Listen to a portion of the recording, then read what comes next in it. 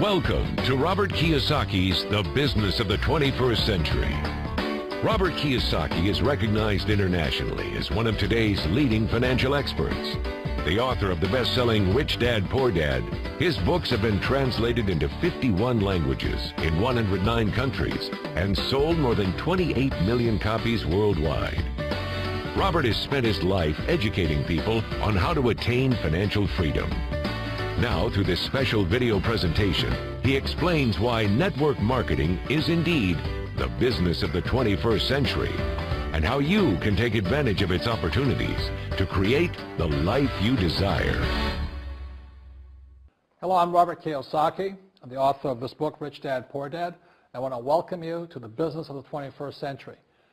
For those of you who may not be familiar with this book, it was published in 1997. It was a self-published book, and it went all around the world, and in 2000 it made the New York Times bestseller list. It was the only self-published book that made it. And at the same time, a woman named Oprah Winfrey called, and I went on her show to talk about Rich Dad, Poor Dad, and voila, suddenly I was a famous individual.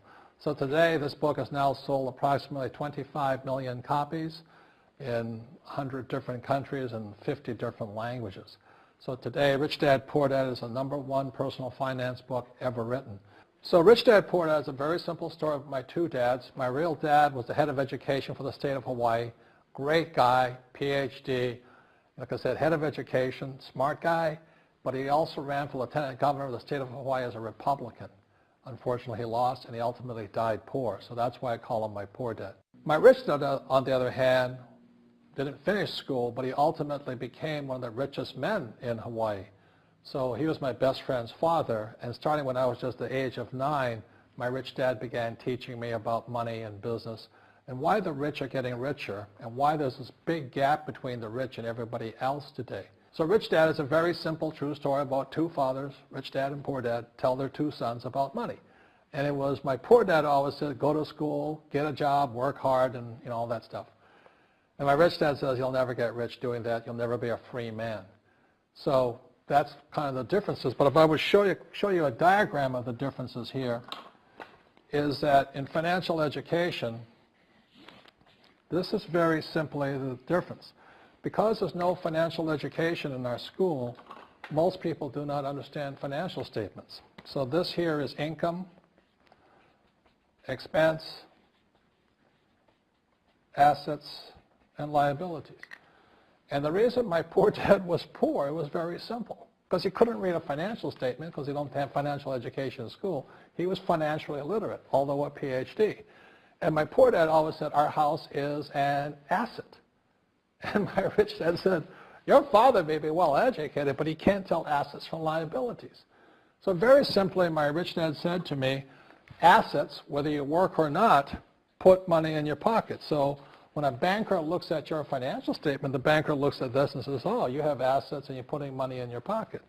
And if you look at your house, it's really a liability because every month it takes money from your pocket. Now I can hear people say, well, it's, I don't have any debt on it, but still every month you have insurance, you have upkeep and expenses to it. So very simply, the reason I'm a rich man today was I knew the difference between assets and liabilities. And I get richer and richer because every year I add more assets to my balance sheet here. And so that's one of the biggest differences. And as my rich dad often said to me, he says, son, my banker has never asked me for my report card. My banker wants to see my financial statement because it's your financial statement that shows how high your financial IQ is. How smart are you with money? If you're very smart with money, the banker will give you as much money as you want because you know how to make money with money. If you're not very smart about money, all the banker will give you is a credit card and a home loan. So those are some of the differences between my rich dad and my poor dad. And if you stay tuned, you'll find out how you too can create assets instead of liabilities. Because if you're going to survive in the 21st century, you need more assets than liabilities. The next thing I want to cover with you is one of the most important lessons my rich dad gave me, and it was called the cash flow quadrant. And what my rich dad explained to me is that there's 4 people in business. One are E's, employees. S stands for small business, self-employed, or specialist. B stands for big business, and I stands for investor. And the thing of note here is that most people who go to school are programmed for the E and the S side. For example, it was my poor dad who always said to me, son, go to school so you can get a nice, safe, secure job. And so my poor dad wanted me to be an employee. And since the time I was a kid, get a safe, secure job, steady paycheck, and benefits. Okay? I didn't want to be an employee. And I said, Mom and Dad, I want to be a rich man. And I fight with my dad. So my mother finally said, son, if you want to be rich, my mother was a registered nurse. And she said, if you want to be rich, the richest people I know are doctors. So my mom wanted me to come over here, be a specialist or a small business person. I said, there's only one problem with that, Mom. Doctors are really smart. And she says, you got a good point there. I'm not going to be a doctor. So I went to school. I have a Bachelor of Science degree. I can drive ships and I can fly planes. I flew for the Marine Corps. But I've never used any of that education because I wanted to become a business owner. So it was my rich dad who basically said to me, become a business owner and learn to be a professional investor. So one of the big differences here between these people is that it's called taxes. See, in 1943, in the U.S., the federal government passed a law that said employees had to pay tax before they got paid. So when you get your paycheck from your employer, you open it up, and voila, the government's always taken a sizable chunk of it. And the harder you work and the more money you make, the more money they take from you. So that's why it's not that good to be an employee, because you can never get ahead, because the more you work, more money you make, the greater they pay in taxes. Now, the doctors and lawyers and attorneys, accountants were all laughing, saying, oh, these guys, they're getting paying a lot of taxes. So naturally, the federal government changed the laws again. So in 1986 in the U.S., a thing called the 86 Tax Reform Act, and it basically took a lot of the benefits away from people who are self-employed, small business, doctors, and lawyers. So today in America, unfortunately, these guys pay the highest percentage in taxes. It is tragic. And a lot of people think they're investors, but what they're really doing is they're just giving their money to people like mutual funds, companies, and all that. So they're investing, but they're not really investors. See, the big tax breaks are on this side. The laws are pretty tight here, but this area is very, very gray. So by being a business owner on the right-hand side of the quadrant, you can make a lot more money and pay a smaller percentage of taxes legally. And the key word is legally. In the investor quadrant, it is possible to make millions of dollars and pay 0% taxes legally. But you've got to know the difference. So one of the beauties of business for the 21st century is it allows people to make the transition from the E and the S side to the B side especially. And so you can become a big business owner. And the difference between an S and a B, small business and big business, is most of these guys can't quit working. Most small business owners, if they stop working for more than a month, the business collapses. They don't really have a business. Most of these people own a job. So the beauty of business for the 21st century is it allows these people to make the transition to the B side so that you don't have to keep working hard for money, and the money can actually come in passively. Then once you have your business up and running, then I always recommend you then begin investing with your excess cash, paying less and less in taxes. And that's the reason the rich are getting richer. In this section, I want to talk to you about a different kind of quadrant. Years ago, I found out there was 4 kinds of people in the world. One type are people who must be right. These people know all the right answers. They went to school. They know everything. You can't tell them anything. This is not a good business for them because their minds are too set. Another kind of person is a person who must be comfortable. The house could be on fire, but they're still watching TV, eating a hot dog, watching what's going on in the world. These people are toast because the world economy is not coming back. The world economy has moved on. And people who need to be comfortable will probably be left behind. So the people who need to be comfortable, you probably shouldn't talk to them because you only make them uncomfortable. And they're probably not going to make the move because number one priority is being comfortable. Another kind of person is a person who must be liked. They want to please everybody. this is probably not the business for them either, because they want somebody else's approval. They want to be the good little boy or girl saying, I did the right thing, didn't I? You like me, don't you? And so they'll probably not be successful in the 21st century because they'll probably want to be liked by people who have to be right, and people want to be comfortable. All right, good, be comfortable. All right, you're very right. That's probably being liked.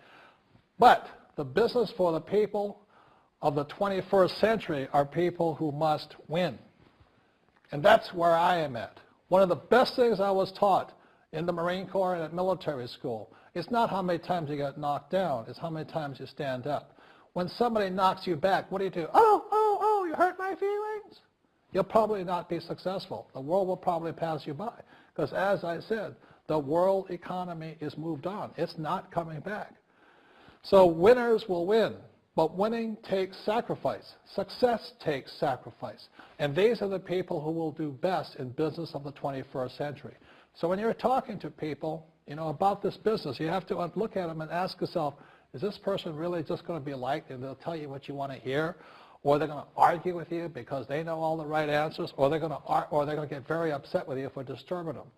So what you're looking for in the network marketing business are people who want to win. People who know the economy has moved on. You'll find every race, gender, age, and background in network marketing. But what they really want to do is they want to win. It really is a true playing field in the world, but not for these people. These people will be left behind. Network marketing is for people who want to win because network marketing is the business model of the future. If you want the government to take care of you, then just keep doing what you want to do. It is possible for everyone to win, but the problem is you've got to commit to it. You've got to say, this is what I'm going to do. I'm going to dedicate 5 years of my life. You want to look at the leaders and say, those are the people I want to be like. Those are the kinds of people I want to hang out with. That's what you got to say to yourself. And I want to help other people do what I want to do and win in life. And that's why I support network marketing, because it really is the business for the 21st century. As an entrepreneur, I have built many businesses from scratch. And as some of you know, a lot of them crashed also. Statistics show that most new businesses fail within the first 5 years, 90% in fact. And of the 10% that survive, the remaining 10% crash in the second 5 years. So in other words, most are gone in 10 years. So I've looked at many different models, and one that stands out for me is network marketing. And the reason for that, it takes very little upfront cash. It's low overhead. You can do it part-time. It means keep your daytime job, but do this part-time. And once the business is up and running, it can generate enough income so that you can move from the left side to the right side of the quadrant. So let me tell you about my introduction to network marketing, because I had a very closed mind to it. Since I can build my own businesses, I said, why do I need a network marketing business? But about 15 years ago, I have a good friend, his name is Bill, and this guy is the best real estate investor I know. He has tons of assets in here. So I said, Bill, why did you start a network marketing business? And his answer was very simple. He says, it's my way of helping people. But more importantly, he says, the reason most people can't invest in real estate is because they don't have a business. They don't make enough money simply because taxes, debt, inflation, and retirement savings are killing them. They cannot even invest.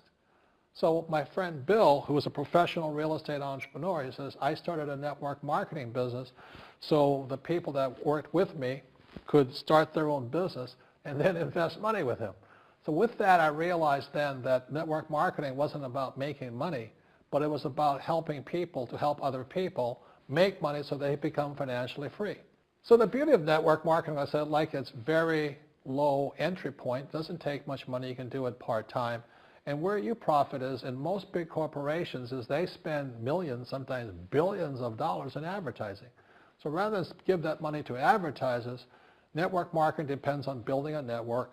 It's called word of mouth, like you recommend a movie to a best friend. So really, the reason I support network marketing, because it's not about selling. It's about people helping people build assets in the asset columns, becoming business owners, and then becoming investors, rather than going through all of this here, which most E's and S's go through.